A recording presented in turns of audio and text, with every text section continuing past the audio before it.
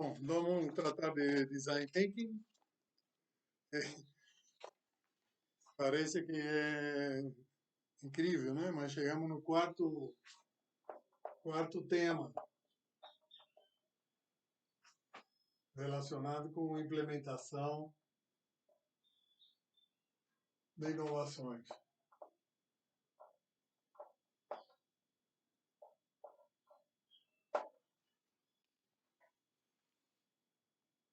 E os temas anteriores, você deve lembrar quais são. Se não lembrarem, eu posso lembrar que são os inventores e suas patentes. Depois, além dos inventores e suas patentes, tem os hábitos de inovar nas organizações. E, a seguir, os processos frugais. Então, agora nós chegamos no design thinking. O que seria esse design thinking? Vamos supor que a gente possa traduzir em miúdos isso aí como pensar, né, o pensar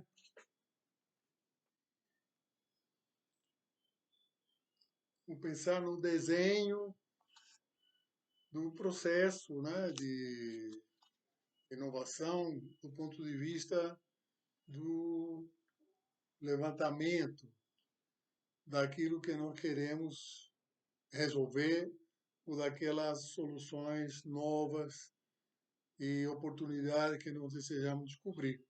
Então, é alguma coisa desse tipo, né? Então, essa batalha demorou um pouco mais do que esperado, porque no meio de tudo isso teve uma crise de carrapato aqui na região, principalmente na região que me afeta a mim diretamente, o meu corpo, entendeu? Fiquei 2 noites sem dormir por conta disso. Mas, de qualquer forma, assim, meio que inesperadamente, eu consegui hoje, que dia é hoje? Dia 13, né, de maio, é um dia importante do ponto de vista religioso, e agradecido por todo de ter recuperado a saúde depois desse problema. Nós conseguimos, na segunda semana, realizar uma fala a respeito do texto que foi elaborado. É um pouco longo, não está tão arrumado, organizado como eu gostaria, mas o fato é que contém um material muito esclarecedor, né, do que seja esse conceito de design thinking, que fica um pouco, às vezes fica um pouco, pelo menos para mim, né, mistificado, assim, com termos em inglês, termos estranhos e tal. E como eu já trabalho com essa coisa há alguma década, né, e aí a gente tenta fazer uma relação entre aquilo que a gente já sabia e aquilo que está sendo ensinado agora a respeito do mesmo assunto, né? Claro que agora as preocupações estão muito mais elaboradas, né? Muito mais aprofundadas, né? Porque tudo indica que esse design thinking começa com um autor que foi prêmio Nobel, que foi o Herbert Simon, né? Então, isso aqui é coisa dos anos 60, tá?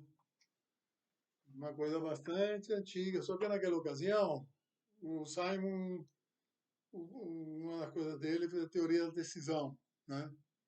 E o cara aplicando isso em desenho de sistemas, né? Porque esse design thinking pode ser entendido como um pensar sistêmico, né? Uma outra forma de falar a mesma coisa, talvez não seja a mesma coisa, né? Será, tudo depende do que a gente vai entender a respeito disso, né?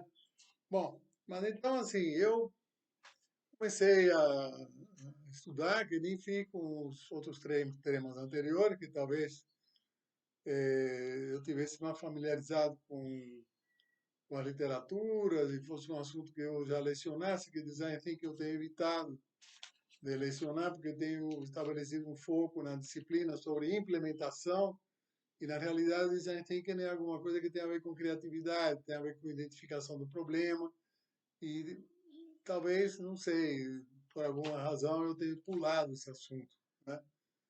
A razão, no meu caso, a justificativa é que normalmente uma série de atividades que eu tenho desenvolvido no sentido de promover inovação, tentar entender solução de problemas, tem sido inclusive em lugares como, por exemplo, o Hospital Universitário da Universidade de Brasília. E, na realidade, lá, os problemas são todos conhecidos. Não é necessário fazer grandes elaborações para descobrir quais são os problemas. Tá? Isso realmente é um negócio que soa meio estranho, né?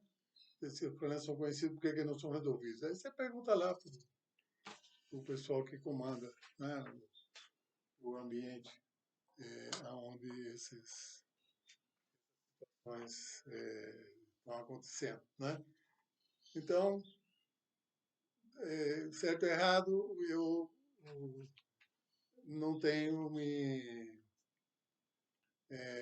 assim, envolvido na disciplina nossa esse tema. Mas eu acho que está chegada a hora, né, de incluir o tema, porque é um tema assim, muito popular, está sendo muito discutido, tem muito trabalho de consultoria sendo feito, e é necessário entender os benefícios e talvez as deficiências, né, os desafios, né, que essa solução apresenta. Né? Então, eu corri atrás de gente que pudesse me orientar. Né? Aliás, o pessoal da MJV, que são pessoas da minha relações antigas, de amizade, de trabalho na área de computação, eles já tinham há algum tempo já me municiado de informação, inclusive porque eles têm um livro espetacular sobre que explica tudo isso. Né? Mas eu quis ir um pouco além, né? Embora o livro deles seja bem completo, e quis pegar outras fontes. Né? E na procura dessas outras fontes, eu, lá através da meu colega, de professor na Universidade do Sul da Califórnia, na USC, eu fiquei sabendo, aliás, ele tem assim, origem também lá na Universidade de Stanford, e na Universidade de Stanford tem um centro de desenho, né, que se chama D.School, ou seja, a Escola de Desenho, que é muito forte, né, nessa matéria de Design Thinking. Então, fui lá tentar, fui lá que eu digo assim, procurei, né, ler coisas que eles tenham produzido, né, para tentar entender. Tem coisas simples também, né? Aqui mesmo no Brasil, assim, procurando sem muito mistério na internet, no Google, etc. Você acha, por exemplo, o caso das sandálias havaianas, do lançamento das bolsas, né? Que é um acessório que complementa o uso da sandália e tenta refletir o mesmo estilo de vida, né, da sandália. Então eu fui atrás dessas várias experiências, né, que estão aí relatadas. Encontrei, realmente, eu acho que assim, fora esse projeto Andorinha, né, relatado pelo livro de Design Thinking da MJP, que é inclusive bastante extenso e não colocamos praticamente na íntegra aqui nesse texto, o projeto do Embrace Infant Warmer, que foi desenvolvido por alunos que estavam fazendo um curso, estavam fazendo uma disciplina de Design for Extreme Affordability. Essa disciplina estava sendo lecionada dentro dessa escola de desenho, desenho Design Thinking em Stanford. Né? E tem a ver com a história de uma incubadora. Né?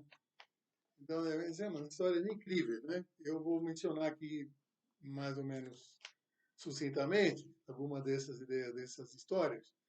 Mas as histórias te reportam a realidades vivenciadas, né, de uma maneira muito especial, né? Esse da esse do como é que chama esse negócio da incubadora, né? É o devido morte de uma criança recém-nascida, né? Por exemplo. Então não é negócio de ganhar milhões, é negócio de evitar de perder vida que vale milhões, porque não tem preço, né? Da mesma forma esse projeto Andorinha também, né? Interessantíssimo, né? Porque ele trata de como você captar um viajeiro que anda de ônibus, que usa o transporte rodoviário, para trazer ele para o mundo do transporte aéreo, né?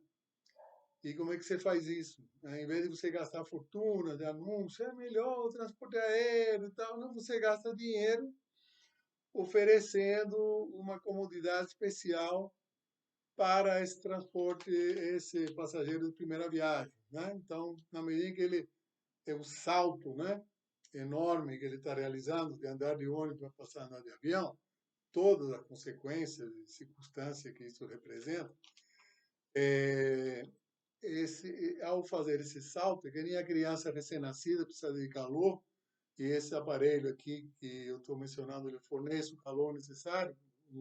Uma criança que nasceu com 6 meses, 7 meses, 8 meses, no lugar de nascer com 9 meses, né, para evitar que morra, né, principalmente no deslocamento de sua casa para o hospital, como vamos ver mais adiante aqui. É, é, esse fato da pessoa deixar de andar no chão para andar no ar, no avião, é um impacto, né? Impacto para quem, em função do grau de abertura para o mundo, de informações, de cultura, de conhecimento, né? De vivência, né? É um salto grande. Então, uma maneira de oferecer para ele certas comodidades, né? Comodidades. E esse projeto do Andorinha tem tudo a ver com isso, né? Como não podia deixar de ser, eu também estou dando introduzindo o meu foco de interesse, né? E esse meu foco de interesse eu defini um tripé formado por empatia, coesão e experimentação.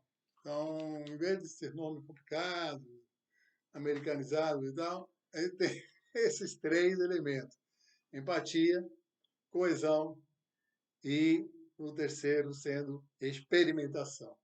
E com isso você monta um protótipo que vai facilitar que o sistema seja eventualmente salte esse fosso que há entre a ideia e a realidade e efetivamente seja implementado, né?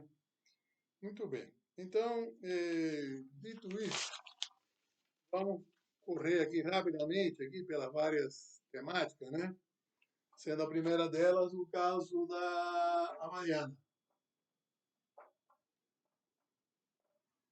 Então, o pessoal da Havaiana, né, é uma empresa brasileira que está fazendo, existe já 100 anos, alguma coisa assim, né? Desde 1907. Então, vocês fazem uma conta aí, não estamos em 2020, né? Pô, é um bocado de tempo, né? Tá? E eles vendem hoje em dia 160 milhões de pares de sandálias por ano, né? Sendo que é uma sandália que começou a ser vendida para trabalhadores rurais, né?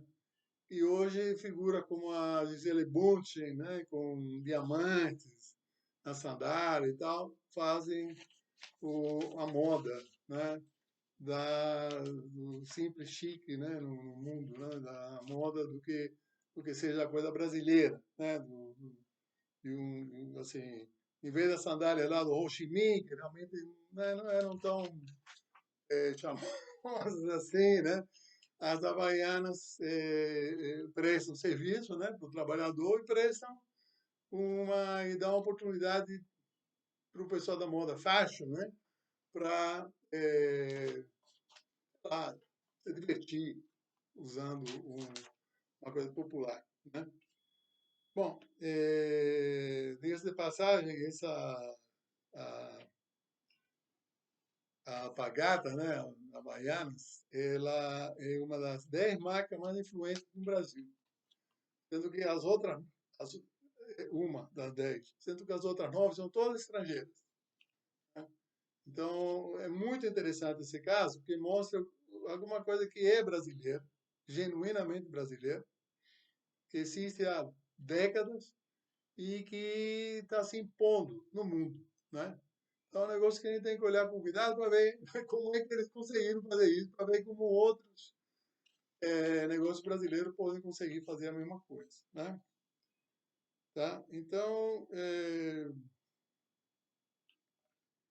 aqui eles explicam, né, que escolheram o Design Thinking justamente, né, para se assegurar, inclusive eles fizeram como consequência do levantamento, da identificação de personas, né, dessas sandálias, o que essas sandálias representavam, né, para transmitir esse mesmo conceito na bolsa, né, se for bem sucedido na sandália, você quer que esse conceito caminhe na bolsa também e que o consumidor sinta o mesmo espírito brasileiro, né, a usar uma bolsa do que é usar a sandália, né. É claro que vai ter que esperar algum tempo, né, alguns anos, para conseguir essa mesma assim, penetração desse conceito no mundo da bolsa, que é diferente do mundo da sandália, evidentemente. Mas aqui fala espírito vibrante, apreciação pela simplicidade, autenticidade, diversão, alegria e conforto físico, né? Então, dizem que isso aí é um negócio do brasileiro. E estudaram, né? Fizeram uma pesquisa etnográfica. O que é uma pesquisa etnográfica? Né? O que é empatia? Né? Então, aí agora o negócio complicou, né? Então, assim, essa pesquisa etnográfica é justamente o que falta muito nessas grandes organizações internacionais que ficam lá fechadas no gabinete, bolando como é que vai resolver o problema da África. Chega lá e não tem nada a ver uma coisa com a outra, né? A pesquisa etnográfica é você vai no campo, você conhece o cliente, você acompanha o cliente, não pergunta para ele o que ele está fazendo, porque ele observa o que ele está fazendo, né? E aí, nesse processo, você cria empatia com ele, ou seja, você se coloca os seus pés na sandália dele, basicamente, para andar do jeito que ele anda e entender as suas preocupações, gostos e preferências, né? E com isso, então, você tem um produto que seja aceito, né? Quando você lança, né? Em vez de dizer, pô, isso aqui não tem nada a ver comigo, não, isso aí tem tudo a ver comigo, né? Então, esse é o caso da Havaiana, que é o mais simples, né? Que parece que deu certo, né? Porque você vê aí essa bolsas aí, parece que estão sendo bem vendidas, não tem muita informação, né? Mas eu acho que errado certamente não deve ter dado, né? Mas quão certo, quão mais certo, qual foi o grau de aceitação comparado com o sandália e tal, aí outro papo, né? Bom, o modelo de Stanford, né? Ele tem a ver com empatia com o cliente, definição do problema com oportunidade, né? É importante lembrar disso, porque a gente não está resolvendo só problema conhecido, né? Está procurando oportunidades desconhecidas, surpreendentes, né? Principalmente nesse mundo agora de crise, né? De pandemia, de não sei o quê, né? Realmente tem que olhar um pouquinho para frente, né? Eu acho que nos falta um pouco fazer isso, né? Idear o encaminhamento da solução. Então, essa tal de ideação, né? Que a Mesot talvez também utiliza, imaginar, né, aonde você quer chegar. Depois botar a mão na massa, né? Construir que eles chamam de um produto simplificado, né, que mais viável, que faz acontecer, né? essa prototipação. Tem uns exemplos interessantes aqui de prototipação no caso do Andorinha, né, que nós vamos ver daqui a pouco. Né? E por último, testar a inovação. Então, esse é o modelo de Stanford. Né? Um videozinho que eu não posso passar aqui, porque tem o computador tem o vídeo, não sei como é que eu faço. Então, não tem jeito. Se tivesse um outro computador aqui funcionando, eu tentei ligar aí, estava desligado, não funciona.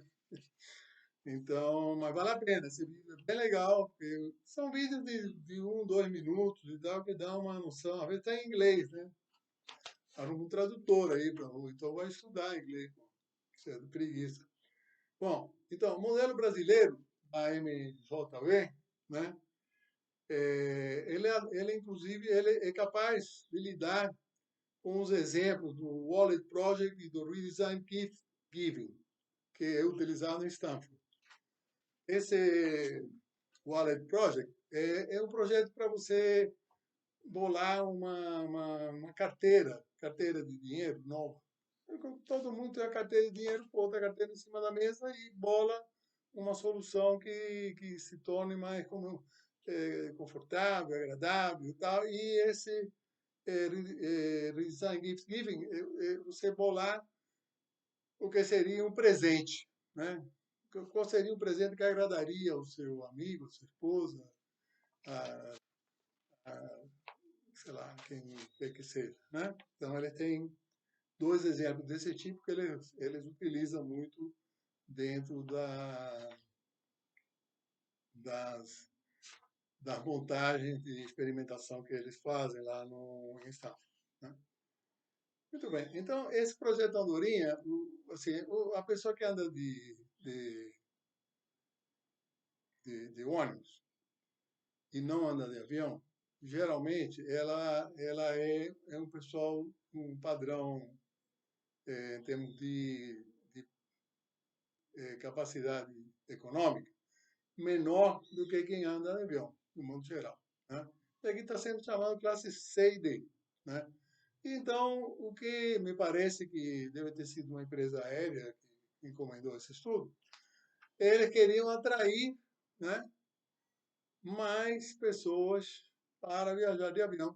Porque, de fato, né, uma realidade que existe é que, às vezes, a passagem de avião ela é até mais barata que a passagem de ônibus. E, sem dúvida, muito mais rápida e mais segura, né? Porque quanto menos tempo você está no trajeto, menos chance de dar problema. Muito bem. Então, só que em vez de fazerem anúncios e tal, tá? É preocupar em desenvolver uma solução que seja interessante. Nesse sentido, então, eles foram a lugares como o aeroporto Santos Dumont, né? O aeroporto Galeão, a rodoviária no Rio e outros lugares, uma agência de passagens também, feira de São Cristóvão, né? E fala que em São Paulo, então, mas o texto dele depois, no fim, não menciona nada de São Paulo, mas aparentemente eles fizeram em São Paulo também, né? Lá no Congonhas, etc. Bom, então, o que verificaram, por exemplo, no Rio, né? É que tinha um senhor que era do Maranhão, né, originalmente, que morava no Rio de Janeiro, evidentemente, que ele usava para ir ao Maranhão, uma vez por ano, pelo menos, e gastava 3 dias, né, na viagem. Né? Enquanto que de avião, certamente, não leva 3 dias, leva algumas horas, né, dependendo da cidade do Maranhão onde a pessoa vai. Né? Se for São Luís, é uma coisa. No interior, certamente é outra. E, de repente, vai precisar de transporte intermodal, ou seja, não é só através do modal aéreo, mas também do modal eh, rodoviário, que pode não ter transporte aéreo até a mesma cidade final de destino do passageiro. Né? Só que essas passagens, normalmente, quando a pessoa assim menos não é prática de voar de avião, ele compra essa passagem para o transporte de ônibus, ele compra em cima da hora. Se você vai comprar passagem de avião em cima da hora, evidentemente sai muito mais caro. né? Então, são hábitos todos assim, que complicam essa mudança do ônibus para o avião, né? E um deles é essa falta de antecedência no planejamento, né? Outra coisa, se a pessoa não está habituada a usar a internet, né? Então, por exemplo, hoje em dia, a passagem comprar por internet tem um preço diferente do que vai numa uma agência, etc, né?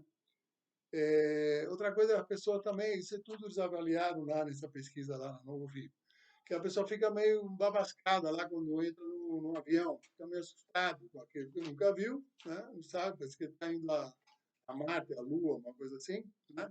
E não é um negócio tão complicado. Para quem nunca viu, quem já está cansado de ver, acha engraçado.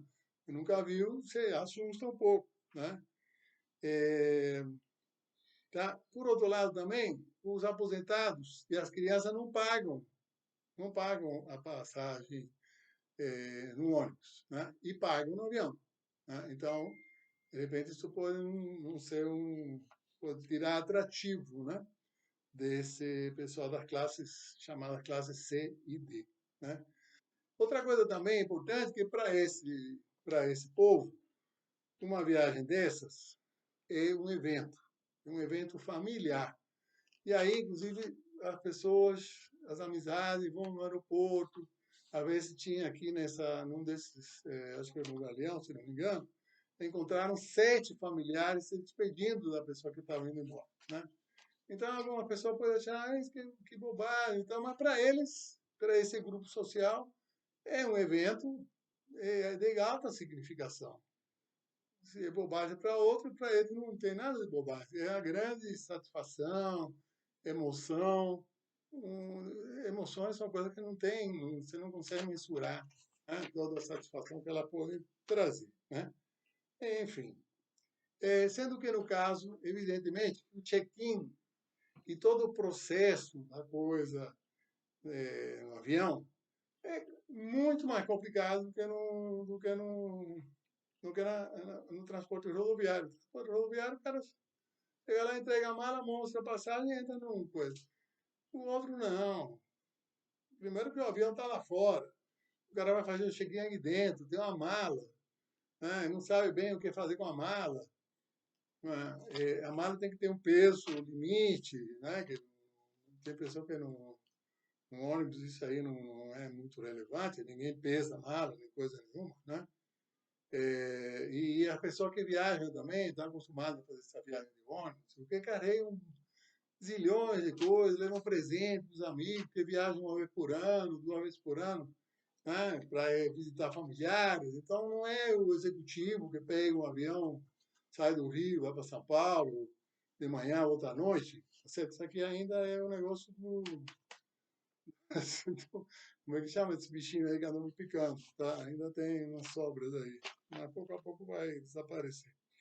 Bom, então, e isso são coisas assim que foram averiguadas, né?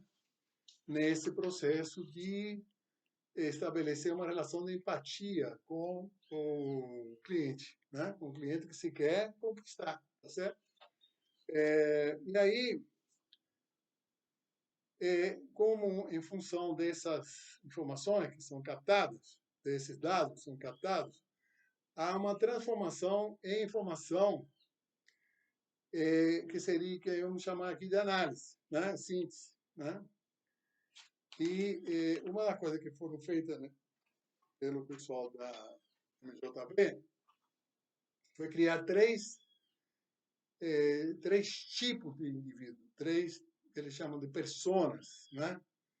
Um deles é o João, a outra é a Mônica e o terceiro é o Felipe, né? Cada um deles tem suas características, né? Que supostamente englobam características de outros Joões, de outros Felipe, de outras Mônicas, né? Então, não são só 3 pessoas, de repente são 20, né? Que se agregam mais ou menos dentro desse perfil, né? Então, nesse perfil tem elemento, por exemplo, ansiedade, mais ou menos ansiedade. Tem o uso da internet, mais ou menos facilidade de uso da internet. Tem se a pessoa é inovadora ou não é. Tem se A pessoa tem tempo para fazer a viagem, não tem? Enfim, é um conjunto de características, né, que vão definir esse tipo de cliente, né? E aí nós temos três tipos de clientes definidos em função do poder econômico, em função da atividade profissional que a pessoa desempenha, etc. Né? Então, esse é um elemento que tal de persona, é um elemento resultante do levantamento. O outro elemento é a jornada do viajante, que é mais ou menos o fluxo, né? É o fluxo que segue essa atividade. Né? Então, aqui tem um fluxo, por exemplo, né? Da situação existente, né? Que foi observado. Né? Aí vem o processo de ideação, a ideia que surge a partir desses elementos. Né? E aí surge um novo fluxo, né? Que, digamos assim, a gente chama de to be, isso, né? A solução recomendada. Né?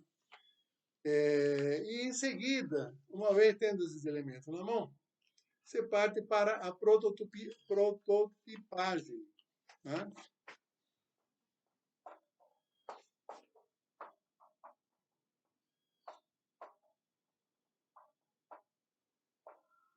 Que, a meu ver, é uma atividade que antigamente era muito difícil de fazer, porque os computadores não favoreciam, né, essas coisas, né, e hoje em dia é bastante simples, né, de fazer.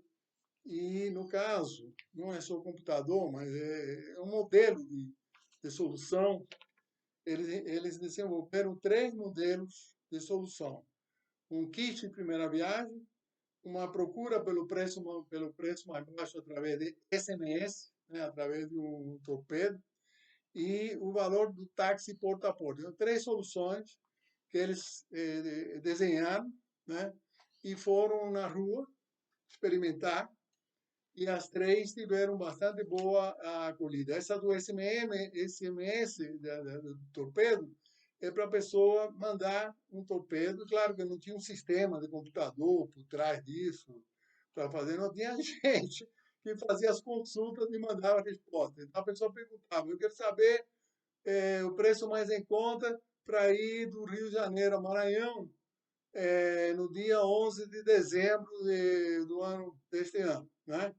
É, quero saber qual é o preço menor. Então, essa equipe, né, que tinha lá do outro lado, no escritório, né, recebia essa mensagem, entrava no computador, pesquisava várias empresas, vários horários e oferecia soluções. Né? Então, a pessoa ficava encantada com isso, até porque essa pessoa ela sentia mais facilidade de fazer um SMS do que entrar na internet para fazer essas pesquisas por sua própria conta. Eles tinham, na verdade, é uma atividade que é terceirizada, né, da pessoa interessada com alguém que está lhe ajudando a fazer isso. Correto?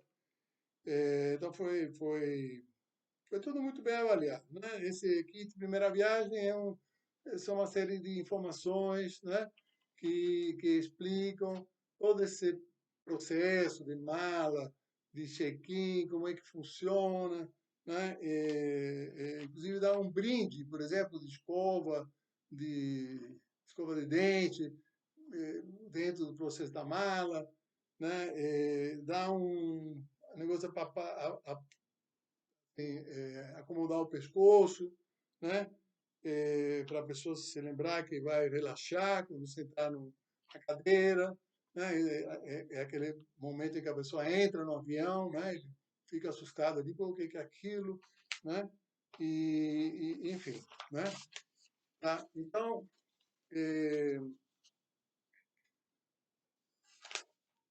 táxi porta a porta seria a pessoa às vezes fica com medo, né? Eu e a esposa uma vez nós fomos no Caio, chegamos, chegando lá, a gente chega lá tarde, de noite, né? Tudo escuro, né? E você é um lugar que você não conhece, a pessoa fala um idioma completamente diferente do nosso, né?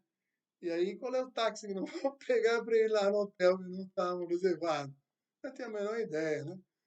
Aí lá pela tanto, aceitei lá uma das ofertas lá, o cara levaram a gente num canto ali, escuro. Eu falei, bicho, aqui que vão matar a gente aqui e tal. Não, é normal, não tinha problema. Mas É muito mais agradável chegar lá no aeroporto do Cairo, ter um táxi lá me esperando que vai me levar no Mariot, né, sem muito problema, né? Então aqui talvez não tenha nenhuma Mariot nem nada disso envolvido, mas teria essa tranquilidade. Tem amigo meu que vem, às vezes, do Brasil, eu queria um táxi e tal, né? A pessoa fica com medo, né? Vai entrar num táxi, vão levar ele para um lugar aí, e depois cozinham eles lá em fogo lento, né? Então, tudo bem. Então, o táxi porta a porta também é bacana. Então, são soluções, prototipações, que esse negócio de trabalho, eles fizeram em 2 semanas, um negócio fantástico. Eu falo em coesão lá naquele meu modelo, né, que eu falei na como é que chama isso? Na empatia, né? E aí tem o tal de Chris Voss, aí, que o cara é um gênio para explicar o que é empatia. Né? Depois você dá uma lida nesse texto aqui para conhecer o Chris Voss. Né? Inclusive, tem um vídeo, achei um vídeo dele de 2 minutos. Espetacular. Né? É, empatia, coesão e experimentação. Né? Aqui no caso do piloto, piloto é o nossa, é prototipação. Prototipação nada mais é do que um piloto de sistema. Né? Essa prototipação aqui tem um exemplo de uma pulseira, né? Que eu fiz uma bimada de manhã que essa ideia é tão bacana que nunca vi funcionando em lugar nenhum. Né? Aí que é o problema de passar do design thinking para a implementação, que é um assunto que vamos falar mais tarde um pouquinho, talvez, no final da conversa aqui. Mas esse braçalete, eu achei fantástico. Quantas vezes já não tive no aeroporto, e outra vez, uma vez, a esposa estava com um bilhete de embarque na mão, de repente caiu no chão. E aí não ficamos loucos lá procurando aquele negócio. Imagina, você bota o braçalete, tem a indicação da mala, tem a indicação do voo, identificação de você também, com o código de barra, uma coisa assim. É uma coisa maravilhosa, né? Então, uma das propostas de prototipação da MJV em torno desse modelo de marinheiro de primeira viagem, né? Principalmente de primeira viagem. Você tem última viagem aí, o cara ainda precisa de um negócio desse para não perder o está muito mal, né? Bom, mas então, depois teve a Feira de São Cristóvão também, que foi um lugar que eles frequentaram, né? Que é um lugar popular, comida nordestina, né? Divertido, só fecha segundas-feiras, tem a semana inteira lá.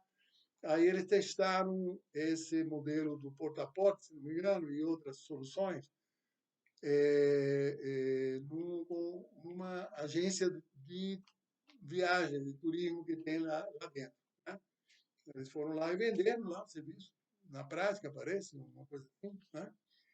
E eles divulgaram com balões, com uns aviãozinhos em papel explicando o que era, por isso que teve bastante bom resultado.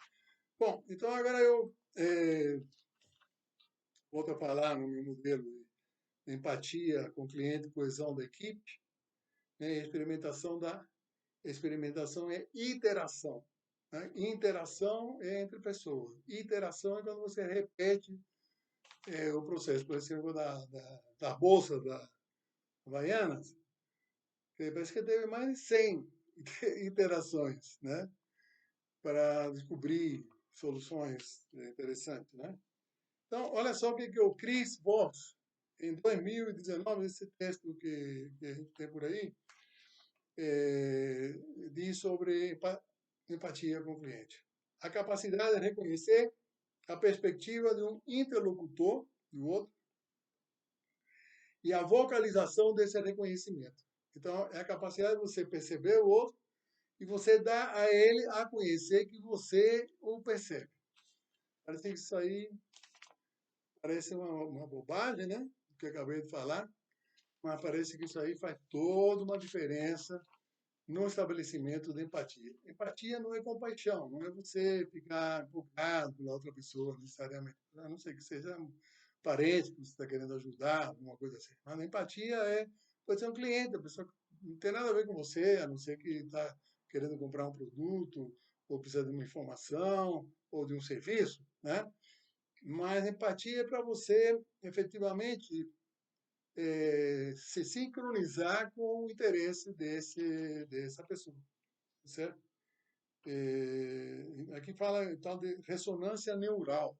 Você tem que botar um negócio desse sofisticado, que se estabelece uma ressonância neural. E eu li um pouco sobre isso, e realmente parece que tem algumas pesquisas que mostram que duas pessoas, ao estabelecer empatia, estabelecem essa ressonância neural. Você imagina, então, conversa fica muito mais fácil, né? Não precisa ficar perguntando o que você falou, não entendi, não sei o quê, não, porque o pessoal começa a se comunicar numa linguagem comum.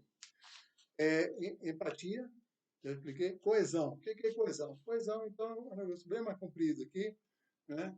Tem dois conceitos de coesão. Um conceito antigo, né? Que tem a ver com formação, confrontação, estruturação, performance e finalização, né? Ou seja, todo mundo imagina, se faz um grupo e aí daí já sai um resultado. Não sai resultado nenhum, entendeu? Esse grupo não se entende, briga e etc. Né? Por isso que em sala de aula a gente tenta montar aquele grupo, não dá em nada, é uma confusão danada. Né? É um tremendo desafio, coesão. Né? Esse grupo da MJV, do Projeto Andorinha, por sinal, demonstrou assim, tranquilidade, né? Em termos de coesão, né? Porque eles certamente já tinham essa coesão estabelecida, e isso aí facilita, porque aí em pouco tempo você produz resultados, aí tem performance, né? Então eu não vou me dedicar muito a isso, né? Mas tem um pessoal lá da Stanford, né? Que montaram um modelo sobre coesão, está até aqui, né?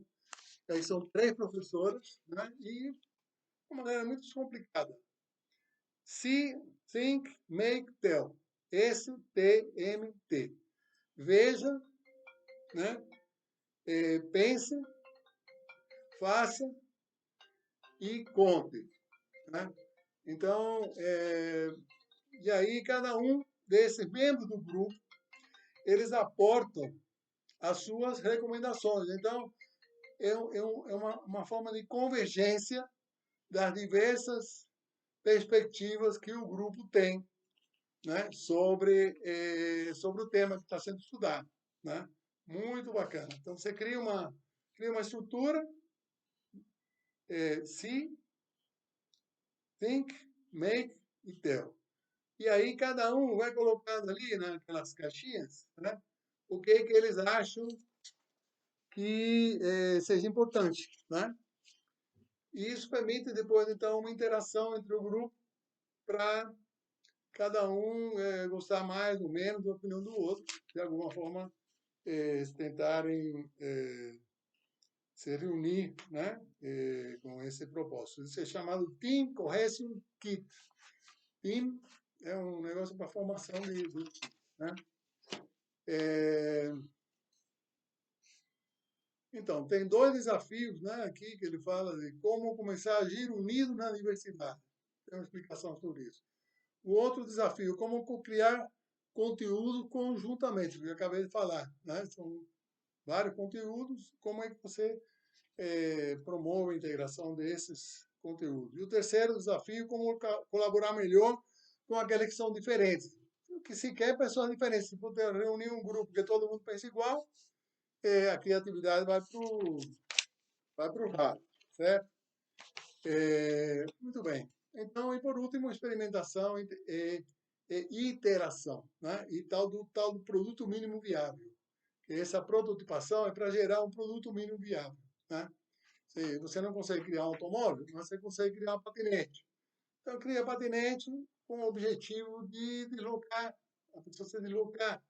Né? E aí se inicia uma série de entendimentos, né, do propósito maior que você está procurando. Né?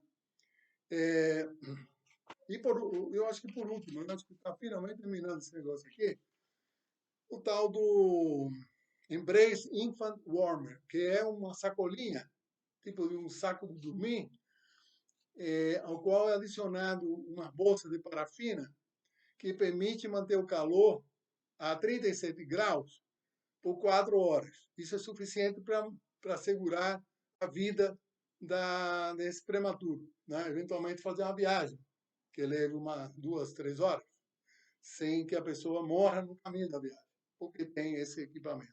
Ou então usar em casa também, né? Porque talvez seja mais interessante, né? A família não tem como deslocar, a pessoa ficar no hospital, inviabiliza, socialmente falando, né? Tá? Então, o que acontece é o seguinte, esse grupo tinha um cara de informática, que é o tal de Liang. E o que foi dito para eles é que se queria uma incubadora que custasse, sei lá, 1% do custo em uma incubadora normal. Aí eles inferiram que o cliente do produto seria o clínico que atende a criança que vai para a incubadora. E estão montando uma incubadora dentro dessa ideia. Aí se lembraram do meu conceito de empatia. Já estou roubando vocês para mim. Da importância do conceito de empatia. Como é que você vai ter empatia com alguma coisa que você não conhece, com alguma pessoa que você não conhece, com alguma situação que você não vivencia? E então nisso vem o acaso, né? Porque o acaso sempre ajuda nessas situações. E esse senhor conseguiu uma bolsa para ir ao Nepal. Olha só que interessante, ir ao Nepal, vai lá visitar lá a montanha lá, tá? Mas só que no caminho da descoberta da visitar o Nepal, ele pôde perceber que os equipamentos que estavam no hospital, né, para recém-nascido, para prematuro, estavam desocupados. Ou seja, o problema não era fabricar mais equipamentos desse tipo. Não tinha gente lá usando. E aí o médico explicou, por que não tem gente? Tem gente porque a pessoa morre em casa ou morre no caminho, não chega até aqui. Entendeu? Olha só que absurdo. Então, aí uma redefinição do conceito do cliente. Então, se você tem empatia, você tem que identificar pelo menos quem é o cliente. E o cliente não era o médico, era a mãe da criança, né? E aí isso mudou completamente o caminhar do projeto, né? Diga-se de passagem que essa escola de design school de Stanford é oriunda de 2 caras que se chamam Tom e David Kelly, que eles também são da IDEO, que é uma grande empresa de consultoria, né? E aí esse negócio realmente tem um reconhecimento muito importante, né? Recém-nascido, por exemplo, com 1,6 quilogramas, né? Utilizaram o tal do Embrace por uma semana e essa criança já tem 5 anos, sobreviveu, tá certo? Então o negócio funciona. Eles criaram outras soluções com garrafa de água, não tendo a parafina que eu estava falando. Então, enfim, tem várias modalidades, uma até com corrente elétrica, tem lugar que não tem corrente elétrica. Então, tem essas condicionantes, tanto do indivíduo como das circunstâncias em que esse indivíduo se encontra. Olha só, vamos conseguir terminar, né? Então, concluindo, né, realmente o que nos chamou para caramba a atenção foi de que muitas dessas ideias hiper bacanas desse projeto Andorinha, a gente não vê elas praticadas, né? Principalmente essa da pulseira, assim, que eu achei fantástica, né? E não vê praticada. Então, é realmente um assunto que não faz muito tempo. Eu tive a oportunidade de ser aceito aí para participar de um grupo que ia fazer um trabalho de design thinking na área da saúde, no hospital, organizado por uma turma da pesada aí, de hospitais universitários, né? E lá eles escolheram lá, acho que eram 5 grupos, uma coisa assim, funcionou maravilhosamente bem. Fiquei encantado com aquilo. Talvez isso que me tivesse me entusiasmado para preparar esse texto. Então, o problema foi o seguinte: cada grupo apresentou sua solução, né? 2 grupos foram escolhidos para que fosse levado adiante. Isso custa dinheiro, se não dinheiro, às vezes custa recursos, né, que tem que ser selecionado para fazer o trabalho, e os outros grupos ficaram por uma outra vez, né? Mas a minha pergunta é hoje, que eu não sei qual foi o resultado da história, é se esses dois projetos já foram implementados, entende? Então, assim, o que eu sinto é que realmente há mais pesquisa, mais estudos, já devem existir, talvez eu não conheça, né? Então, quem puder me ajudar, mandar um comentário, olha, professor, deixe de ficar por fora aí, aprenda aqui, leia isso e tal. Agradeço, né? E demonstrar essa ponte que precisa ser feita entre a prototipação e a implementação. E aí, com isso, eu encerro esse longo papo. Eu espero que seja, de alguma forma, útil para vocês em tempos de pandemia.